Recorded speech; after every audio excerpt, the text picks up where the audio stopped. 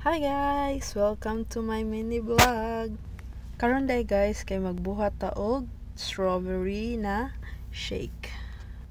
Kainit kay diri sa among kabina karon guys.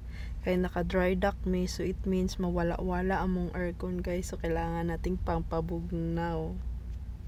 Tama na siya guys, nagkat na kog strawberry. So kana siya nga strawberry guys.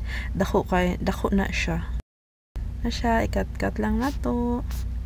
Karon guys kay naka-dry dock man gud mi, so pas kang inita diri sa kabina, like ako pang gabi akong duty, so buntag hapon na jud ko diri sa kabina para matulog. Dili ka katulog sa kainit, ano magbuhat tag klase-klase activity diri na siya guys. So akong ginabuhat, magtanaw kong movie, maghindo or mag-unsa ba, di man pug ko ka lakaw-lakaw sa gawas guys, kay init kay kung magawas ka des barko.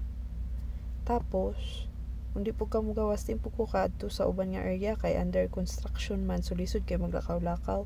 So mong choice magpuyo ka. So guys, mana siya ang finished product, o di ba? Finished product na udayon, butangan na to condense.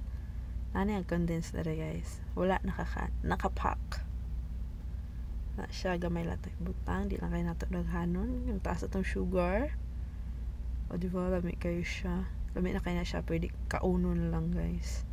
So lahat na tong trip karon, mag shake man ta, so shake na to siya. Mas ganay dire guys, nagloko pa niya akong blender, tagbo po kog shake niya bago siya matuyok. Pila pa ako nag shake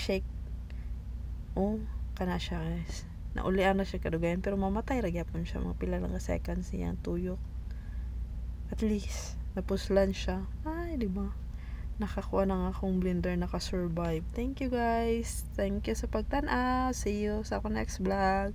Enjoy, have a safe day.